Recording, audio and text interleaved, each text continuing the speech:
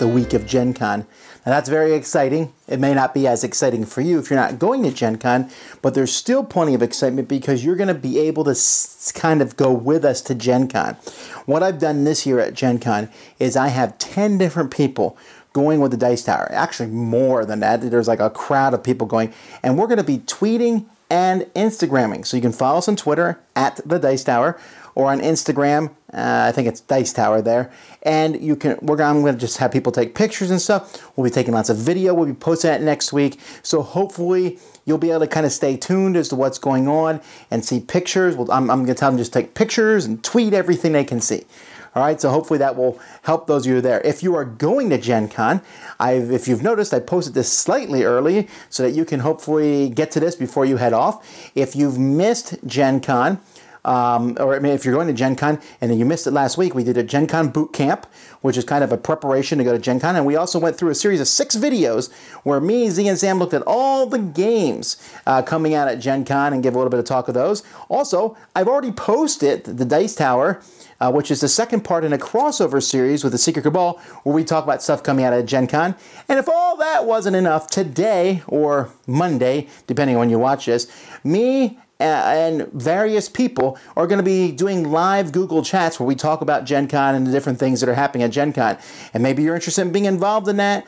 Watch Twitter. Twitter is where it's all going to be announced. I don't know when the different chats are. There's different people who've expressed interest. I'm not scheduling them. If you notice here, you can barely see it, but right here on the side, I have a huge pile of stuff that we need to pack. So in the first thing in the morning, we're getting that packed. But don't worry, there's plenty of stuff coming from the Dice Tower this week, so lots coming up here. What else do I need to tell you? Yes, if you're coming to Gen Con, we're at booth 3030. Come by and say hi. We have fortune cookies for interesting fortune cookies, but you have to come and ask for one of those. And there's a live show that we'll be posting next week. Very exciting. By the way, Board Game Breakfast next week will be a day late. Because we'll be flying on Monday, and so I'll have to put the show together Monday night. But hopefully, it will still be good and exciting. Here we go. We'll start with the news.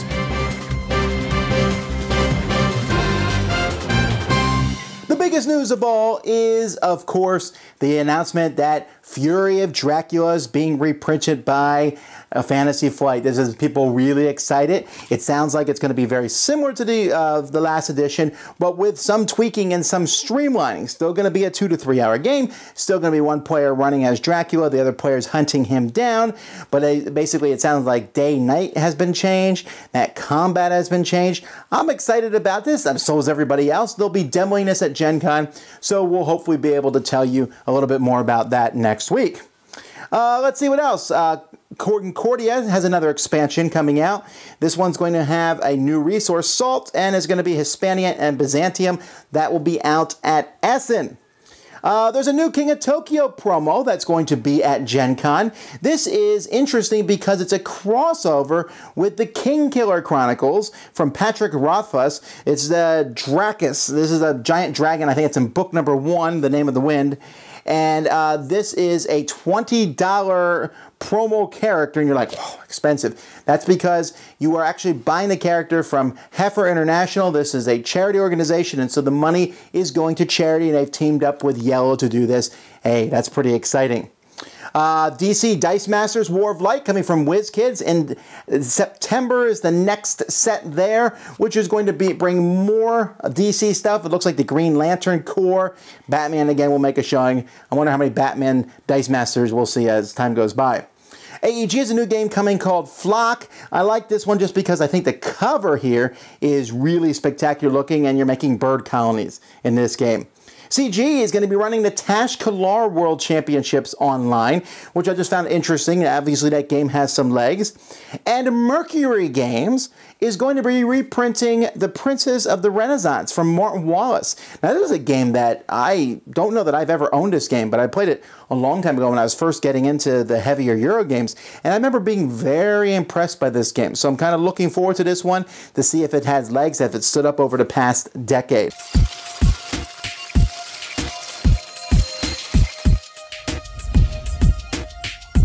Last week we talked about war in games, and how in war there's only one rule: the strong survive. But mankind created games whereby we can compete with each other on equal footing, that we agree to ahead of time. The thing is, this principle applies not just to war, but to life in general. See, because it's not just war that doesn't have any kind of sensible rules, it's normal life. And I'm reminded of a scene from the TV show Community, where Jeff, the health nut, learns that he has cholesterol. Do you know how many times I haven't eaten a donut? I do not. How much I got teased in grade school for dabbing my pizza with napkins? I've suffered. I've denied myself because the rules said if I did that, I would live longer. But then, halfway through the game, I get this little update that it doesn't matter what I do. I can eat powdered bran every day while you suck down figgy pudding, and I still might die first. It's unfair.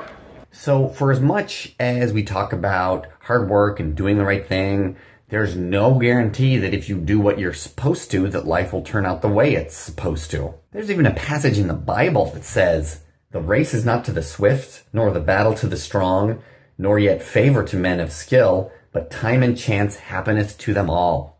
We didn't make this world, but it's the one we're stuck with. See, but when we create a game, we change the rules by making our own rules. There are a lot of couples who do everything right so they can have kids, but for whatever reason they can't. However, I know in Stone Age, when I send 2 people to the hut, I am going to have an extra meeple for the rest of the game. I think this is one of the reasons why people become rules lawyers and take the rules so seriously, as we look at life where there's no rules and nothing makes sense, and we think, well, at least in my hobby, it's going to make sense. And it doesn't end there. It's not just for us gamers. The whole purpose of sports is to create a world that's not just about brute strength, but where there are rules that aim to level the playing field. In war, the only rule is the person who hits hardest wins, but not in sports. Except for boxing. Okay, never mind.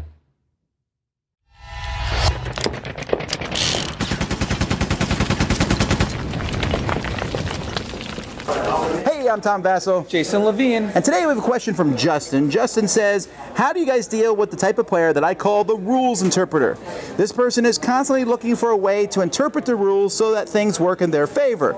If 2 things happen simultaneously, it works out in their favor. If 2 cards contradict each other, it works out in their favor. If the situation is ambiguous at all, it works out in their favor. The problem is this person's not moved by spirit of the game or what seems logical. They're impossible to play new games with. They're always checking and rechecking the rule book, and they'll argue even if someone else knows the rules. What would you do with that person? Well, at first, I know you guys saw me laugh there. At first, I was going to say I'm the rules lawyer person, but I'm not the rules lawyer. Word! Wait. I'm not the rules lawyer who always tries to do it in my favor. I try to make sure that we have a fair interpretation of every rule within the spirit of the game and try to go with that for everything. So I'm not quite the take advantage of it. As much as I would love to throw you under the bus, he doesn't interpret. He will interpret rules. If the game lets him get away with it, he'll do it. But if he won't try to go against the spirit of the game. No. Usually.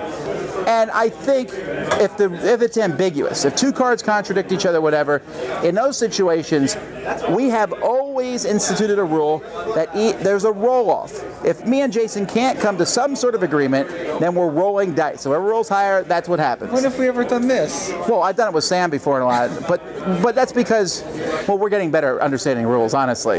Yes. But if that happens, sometimes, like let's say you play Magic the Gathering and you don't want to wait to get the ruling over how 2 cards work. We just do a roll-off in that case, okay? And then you got to abide by the roll-off. That's what I would recommend. Well, the good thing is if you interpret a rule, however you interpret a rule when they're ambiguous in the rule book, then you can say, okay, this is the rule we're playing with and this is the way it's interpreted, and then the rest of the game going forward you interpret it the same way. And as long as you interpret it the same way every time, I think it's fine.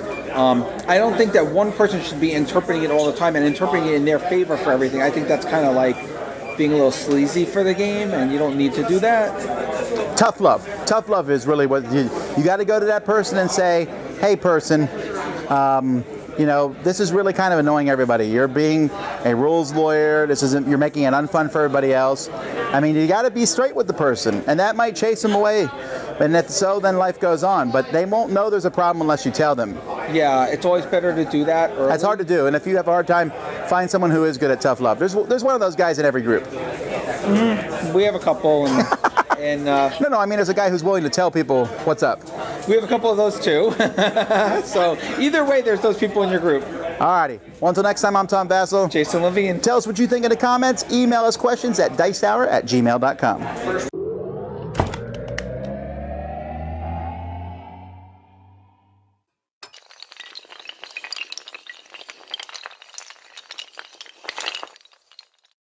Hi, this is Suzanne with your board game app spotlight. Personally, I wish there were more heist-themed games on the market. The planning, subterfuge, and potential backstabbery are all awesome elements for a board game. Well, apparently Bruno Cathala and Sylvain Duchesne agreed because they designed Blue Lion. And it has an iOS version, so let's take a quick look. Sorry about that. Light and Lighthearted Blue Lion is a 2-player game in which you take turns manipulating 6 double-sided tiles. Each tile has a combination of a diamond, an inspector, and 1 of 2 thieves on it. One person plays Arsène and the other plays Lady X, and you earn points by arranging the tiles so that a diamond is between 2 of your own tiles, your opponent is between 2 inspector tiles, or you get 3 diamonds in a row for the Blue Lion, and the first player to 7 points wins. Blue Lion is a simple abstract game with a memory element to it, since flipping the tiles is one of the actions you can take, and being able to track what's on the hidden side of a tile is critical for victory and adds just enough of a twist to make this game interesting. I also appreciate that the scoring conditions actually kind of fit the theme. To go with the simplicity of the game, the app implementation is very straightforward. You can flip through the rules quickly, and it's easy to learn the game from them. To that end, there's no tutorial, which is okay in this case, especially since the interface is very intuitive. There are 2 levels of AI, but to be honest, I really didn't pick up on a big difference between them.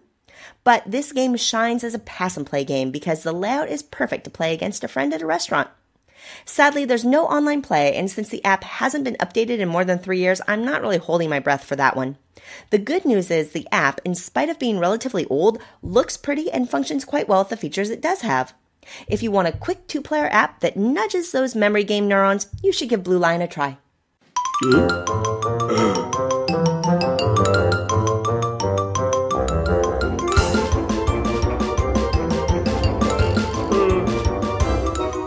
So even though we're at GenCon this week, we have a lot of content that's already uploaded and all ready to go. We got reviews of Craftwagon, 3 more of the Dungeon Fighter expansions, Tokaido Crossroads, Bring Out Your Dead, King's Kilt, and there's many other reviews that we're going to be posting or have been posted already. I think there's like maybe 20 different reviews, so stay in touch for those. We're also putting up 2 top 10 lists this week. Our normal gaming top 10, a top 10 games with ridiculous components. That was a lot of fun for us to put that one together. That one will be coming out Thursday. And then earlier in the week, we have our top 10 comic book characters. Now, that's not necessarily superheroes, although for one of the 3 of us, it was superheroes. Who could that be? And then Eric Summer is starting his top 100 games of all time. His first 10 will be being posted this week. And all that, plus the live shows that I'm doing on Monday. There's plenty of content here, folks, this week. Keep an eye out for that. All right, let's move on.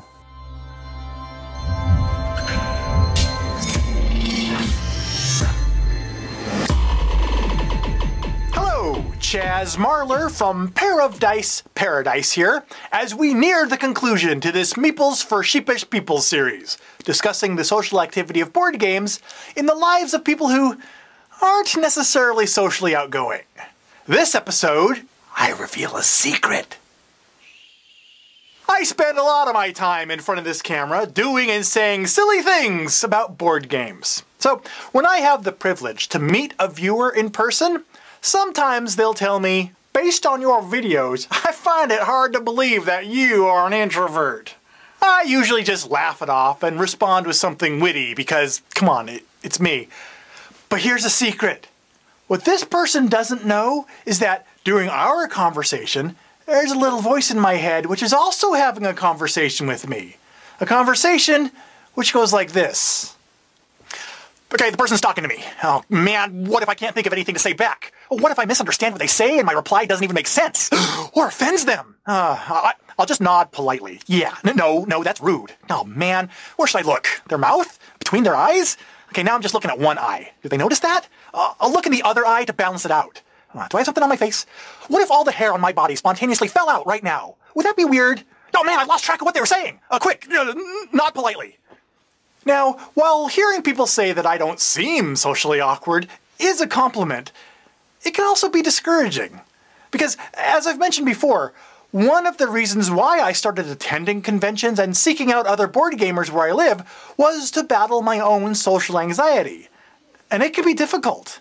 And I don't want my online persona to minimize the struggle that me and many other gamers deal with. A struggle that can prevent people from engaging in this activity that we all enjoy.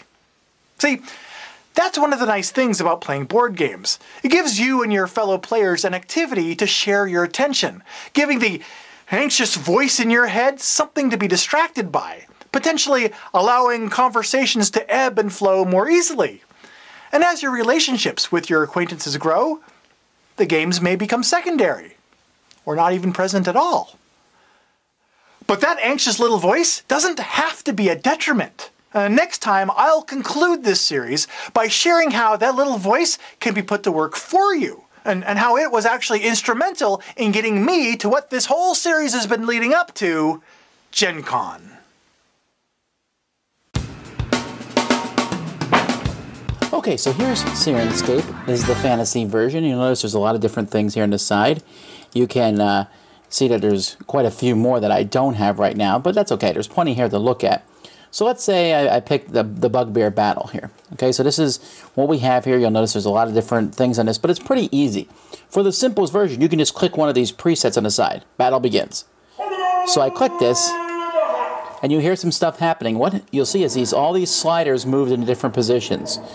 The music is here, there's growls, sad noises, and basically the way that the bar is the more you're going to hear these things. You'll also notice that sad noises isn't on.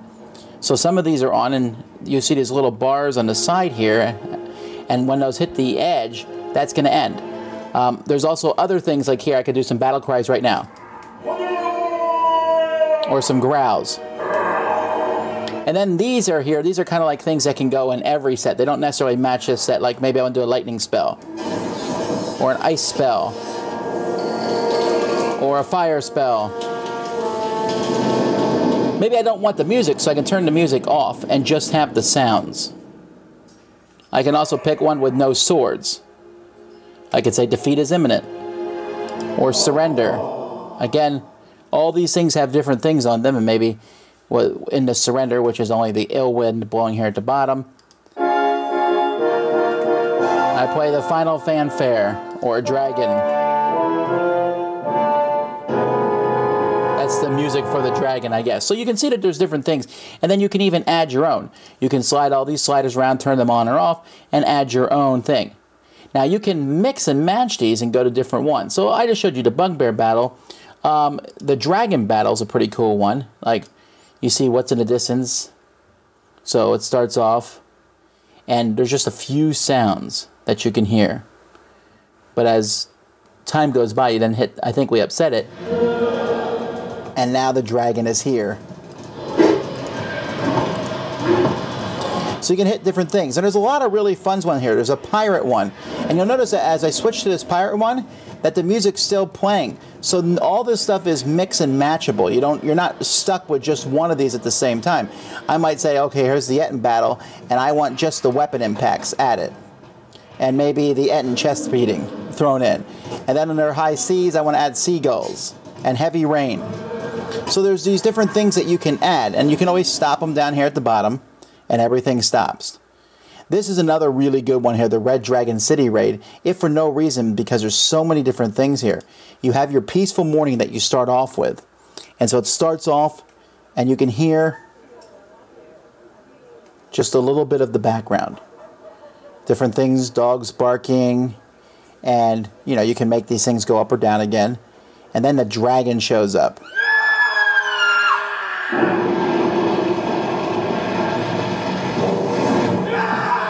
And you'll hear people screaming and yelling. You'll hear the dragon showing up. There's bells going off. Really cool stuff. I really enjoy that one. There's also a spooky one in here, which you could use for perhaps like Arkham Horror. Stalked by the Lich Child. Evil laugh. Crazy laugh. Now you can see here, as we're going through that, this is mostly for use with role-playing games. But this works really well for board games. Like I just mentioned, this is one that I like using for Arkham Horror, things like that. The High Seas, maybe I'll do that for a pirate game. Now, I don't necessarily want to have to be able to run this, so I might pick one and say, ooh, we're doing a fight now. Okay, well, we're going to come here and do two heads fighting. And now this fight here, the Etten fight, this is in the background. And this can make things like Descent and other things fun. I just come in here, pick them. Or we're in a dungeon, I'll go, okay, so Alone in the Depths. And I'll just play this, and it gives kind of a background music. And if you want, you can set these up ahead of time. And there's really a lot. I see Wasteland, Stony Beach, Storm is a good one. And again, these are the ones I purchased. There's a ton of unpurchased ones here. All these different ones. And maybe I can add a female cleric or different types, or White Dragon, or at the auction. This is probably the best of all the sound effects that you can add to games, period. Just because of how much you can edit them and work with them. It's a very simple thing. You can buy just a few of these. You can subscribe to it. There's a lot of cool things. You can come in the settings here, what kind of speakers. There's a little bit more than that. It can take up all or some of your screen. Highly, highly recommend this program, Sirenscape. 请先知。哎，我们来试试看这个新游戏。好，怎么玩？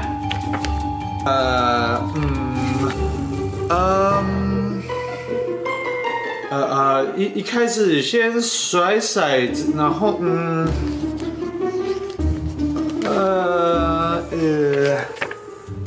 然后好像可以投票之类的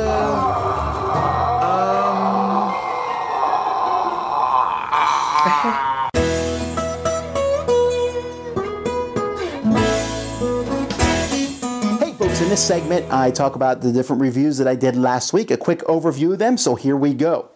I talked about a small card game called Tinker Tailor, which I thought had some really nice mechanisms similar to Citadel's.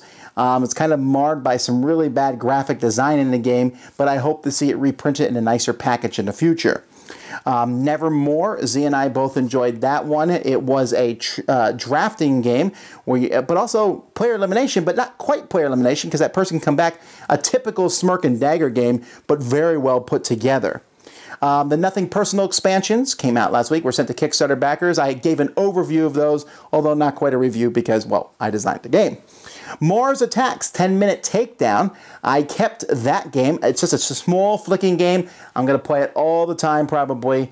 I really enjoyed it, so I added that one to my collection. What did I get rid of? Well, again, never read anything in this because they don't match. It was just box size, and I got rid of the Death Angel, the Space Angel, the Warhammer 40,000 cooperative game, which is a great little cooperative game. Just don't get it played enough, so that's why that one went out. I also played Game Election, which is a way of checking, if people don't know what to play, here's a way to vote on who gets to play the game. That was pretty decent. And let's see, the Rock and Roll expansion for Dungeon Fighter, which I liked very much. Easily added that to the base Dungeon Fighter set, which is why the box was destroyed because I wasn't planning to keep it.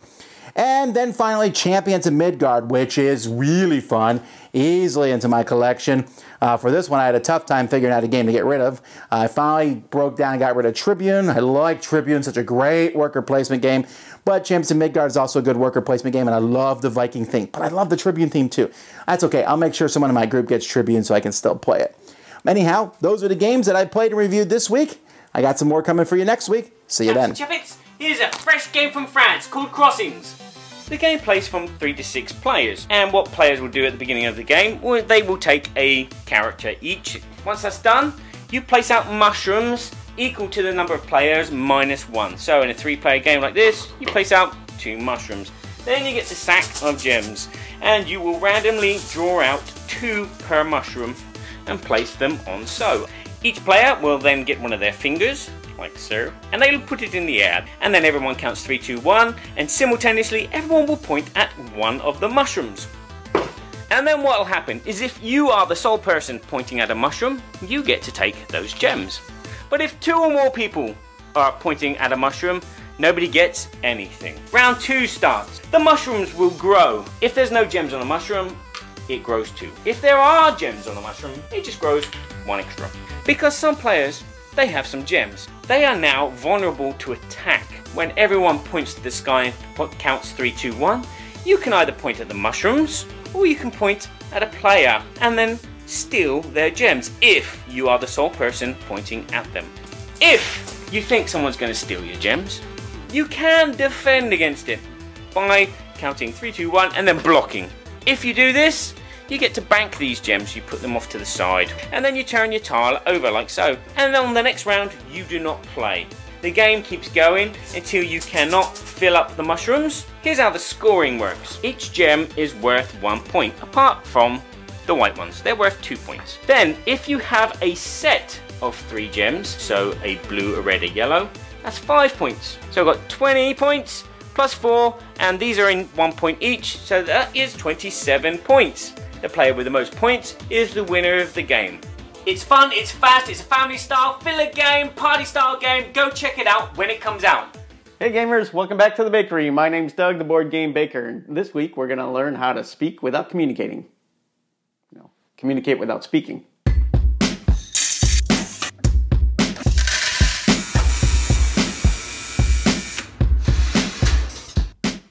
I love games with good symbols and great player raids. Star Realms, Roll for the Galaxy, Zombie Dice are all great examples where the game itself has good symbols that help guide the players through about how to play without having to reference the rulebook. Other games like Thunder Alley, Sentinels of the Multiverse, and Run, Fight, or Die, I still don't know what that thing means, really confuse the player, and it really slows down the overall gameplay and the enjoyment. If you have to constantly refer back to a rulebook, you're definitely going to reduce the enjoyment of the game. Now, symbols don't make a bad game good, but they can make a good game better. In the factory prototype game we're working on, I've decided on a single set of very clean symbols that I reuse over and over again on the tiles, on the player raids, to make sure that they're consistent throughout the game. That consistency is very important. I've used the same colors, the same shapes, the same sizes of those shapes to convey a uniformity throughout the game that helps the players understand when that meant that there, it also means the same thing over on another tile. I've also kept the eye candy very clean as well. This keeps it out of the way of the symbols and makes sure that the mechanics of the game can come through when we're trying to play, and especially when I'm trying to prototype. Ultimately, this does have a side benefit of if and when we ever want to retheme this game, it should be very simple to throw a new theme on top of it. Okay, that's it for this week's discussion. Next week we'll continue looking at our game prototype. If you get a chance, please subscribe to my YouTube channel, Board Game Baker. That's Board Game Baker without any spaces, because spaces scare me just a little bit. Catch you later. Hey folks, this week I'm going to GenCon, which is one of the biggest tabletop gaming conventions in the world, certainly the biggest in America, and actually one of the biggest nerd/conventions. Last year I believe there was almost 60,000 people. This year I wouldn't be surprised if there was 70,000 people there. There's going to be a lot of people there, and pretty much all the publishers will be there. Some publishers aren't exhibiting like WizKids and Eagle, but they still have a presence there and are playing games. In this huge sea of humanity, there's going to be a lot of publishers. That exhibition hall is going to be huge. And there's going to be lots of small guys who are showing up. Now, some of these small guys are going to be the big publishers in 10 years. How do we know which ones? I don't really know. It's usually hard to tell at a first glance, but I'll tell you, usually we know by the second glance. It's very intriguing how many publishers show up year after year who are there for 1 year, and that's the only time you see them. Now, there are some exceptions to that rule where there are some people who just keep sticking it out year after year, and I assume they just have an unlimited amount of money that they're going to throw into a game. But usually after 1 year, they go away, they're forgotten, and no one will talk about them again. There's many games that I've liked and disliked from small publishers who showed up at 1 or 2 conventions, and that was it. I mean, one of my favorite games, Tool of Ages, that's how it worked. But how do you leverage a con presence into something that will return for you? I think one of the things, first of all, is that if you're going to one of these conventions and doing something, you have to think of it more than in just dollars and cents as the immediate. when you go to a convention, it's very expensive. I know this. We're doing it. Okay, you got to count in the flights, the hotel rooms, the food. Even if you eat bare minimums, that's still a cost. If you're going to have other people helping you, you will have to cover some of their costs too, likely to get them to help you. There's there's all these different costs there, and then you're going to probably, in the case of these board game companies, you're going to sell product. Now, the amount of product that you sell, you're hoping will cover the cost of the booth and the flights and the hotels, but it might not. And if it does cover it, has it done well for you? You want to go above and beyond that? Well, that's tough, right? Because how do you measure the future aspect? But just the aspect of the convention itself, if you break even, most of the time these guys are pretty happy because, hey, it didn't cost them that much. For some of these guys, it costs even more because they have to take time off of their regular jobs to go and do this. So that's tough. You got to go in there and you got to get people interested in your game and demo it and hope. I mean, nowadays a lot of these guys don't even have any product to sell. They're just there telling you to back their Kickstarter. They're hoping for future sales from you. So there's all this going on, and you're trying to sell different product there. And as a side note here, when it comes to selling product, people say, why don't they give discounts? Well, there's a couple reasons for that.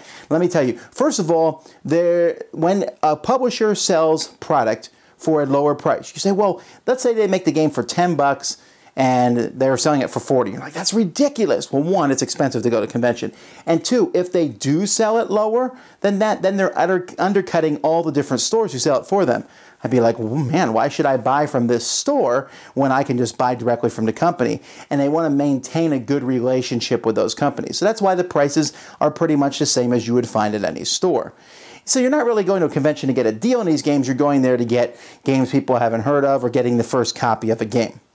Now, if you're there as a publisher and you're hawking your game, and there's, I don't know how many publishers there are. Let's say there's 400 publishers there. So 400 different publishers all selling different games, and you're trying to make yours stand out. You people who are running by your booth, going to grab the latest hotness from Fantasy Flight and Asmodee and the other bigger companies, they're running to get those, or they're going to see and someone who's signing or what have you. And you're like, oh, I want people to stop by my booth and play my game. I think one of the things that you should do, which is too late to do now for GenCon, of course, but is to build up some pre-con buzz. Get people interested to say, wow, I've heard about this game. I heard that the game is good. Then go check it out. For me, on a personal level, it helps if you actually have the game there.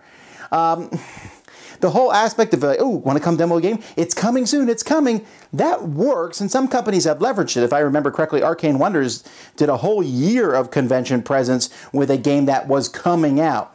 But I don't know that that's always the best strategy, and if I play a game that I like, most people are like, ooh, this is interesting. I want to get it now. And if you say, well, you can get it soon, you can go back to Kickstarter, whatever. Some people are interested in doing that, but a lot of these people are impulse buyers. So it usually helps if you have the product in hand. Now, sometimes there's these terrible situations where you thought the product would be in hand, but customs or other things held it up. And there's always someone who's sat at conventions for that reason, and I feel really bad for them. There's just nothing you can do about that. But I think one of the big things for me is, do you have the game here? Ooh, the game should look good. Now, yes, there's going to be different opinions on what games looks. I'm not saying it needs 250 minis and metal coins and linen cards and die-cut chips and custom dice and all that, but it should have a good presence, and you should have a good presence. I can't tell you how many booths I walk by have their games, and the people don't seem interested in showing me their game.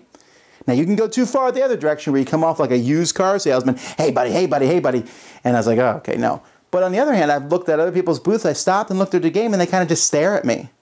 Be excited about your game. And if you hire other people to cover your booth, try to get them to be excited about your game too. Many times the worst stories about that come from a booth person who's working and demoing a game, and it's like, oh, well, that person's not doing a very good job at demoing a game. Well, maybe they don't have a lot of interest in it. So try to get people who are excited. When I go and the person's like, oh man, this is exciting, I may hate the game, but I'm still impressed by that person's enthusiasm, and someone like that will do well. I found that when I've sold in the past, when I used to be a salesperson, when I would sell things that I liked, it was so much easier than selling something that I wasn't that interested in. So you got to act like you know your product, and you got to be prepared. You got to be ready, and you got to be ready for rejection, because a lot of people there's 60,000 people. You're not going to sell 60,000 copies of your game.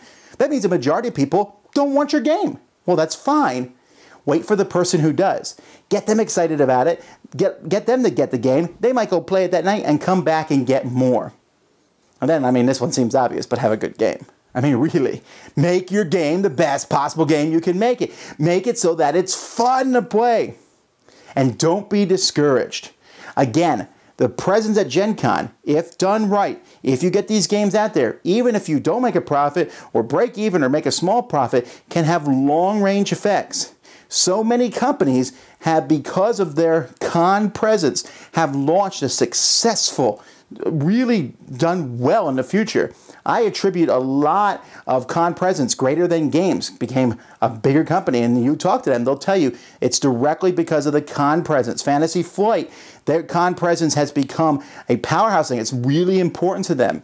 And some companies poo-poo it, talk about how much money it is, and those companies, if you notice, don't do as well as the companies who do embrace it and do get involved, because it's a chance to meet the fans of your games. It's a chance to run into these people who are so excited, and they will, if you become their friend, if you take the time to talk to them, they will become super fans for life of your company and be excited about your games, which translates into more sales in the future. Now, I don't know how many people are watching who are running to do a booth at GenCon or Origins or any of these other conventions, but it's something that I notice, and it's getting easier when after I talk to someone and look at their game like, yeah, these guys are going to be here next year, or, I'm more interested in these guys in the future. You can tell the folks with a vision, and that's the key word there, vision. Have a vision. And being part of the con scene, whether you like the crowds like I do, or you don't like them, I think it's important enough for a company to do well, you gotta have a con presence. Well, Internet, summer is finally in full swing, and for a lot of people, summer means one thing: road trip! At the end of July, North America's biggest board game convention takes hold of Indianapolis, Indiana, and won't let go until it's August. We're sending the Snakes and Lattes away team to capture brand new games in the wild. Now, our Eric Lang interview was very successful, so we're hoping that we'll get to meet some designers and publishers and put some interviews on film as well. Used to be that the only way that you could meet a Snakes and Lattes game guru in person was to come to the cafe. But if you're going to be at GenCon, take a look for us. We're going to be wearing these snazzy Snakes and Lattes away team t-shirts. Come up and say hi if you see us on the floor. We don't bite. Well, Scott does a little bit. If we have time, we'll even teach you how to play a game or two. Now, if you can't make it to GenCon this year, sucks to be you, but please let us know in the comments below or tweet us at Snakes and Lattes. Tell us what games you would like us to check out. And if you've got a designer that you'd like us to interview, let us know and we'll see what we can arrange. Don't forget to ask your questions at AskSnakes@snakesandlattes.com. And we will be live tweeting the entire convention, or at least our part of it, using the hashtag SnakesGenCon15. So keep an eye out for that from July 31st until August 2nd. And we hope to see you at GenCon. Road trip!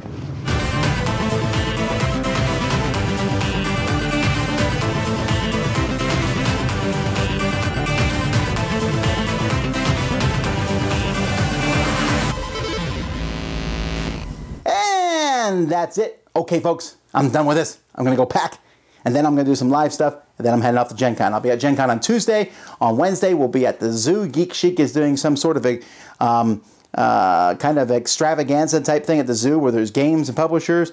I don't know much more about it than that. We'll tell you more if that was any good or not. We'll be tweeting and stuff and Instagramming from that, so keep an eye out there. All right, folks, if you're at this convention, come by. Say hello to us. Please come by and say hi. Booth 3030. We got lots of promos and stuff. In the link of the comments here, I have a list of our schedule. We have lots of Dice Tower Network people and all sorts of people who are going to be showing up at our booth. So you can come by and say hi to them. You can come say hi to me, Z, Sam, Eric, Jason, Chaz, Marler, lots of people. Steve Avery, my co-designer for Nothing Personal. Come on by. It's going to be a blast. Until next time, I'm Tom Vasel, and you've been watching Board Game Breakfast. Thanks for watching Board Game Breakfast. Tune in each week for your daily dose of gaming goodness with Tom Vasel and all the gang. Until next time, I'm Eric Summerer, and you've been watching Board Game Breakfast, a Dice Tower production, sponsored by Cool Stuff Inc., an amazing place to buy board games. Cool stuff, in stock at CoolStuffInc.com.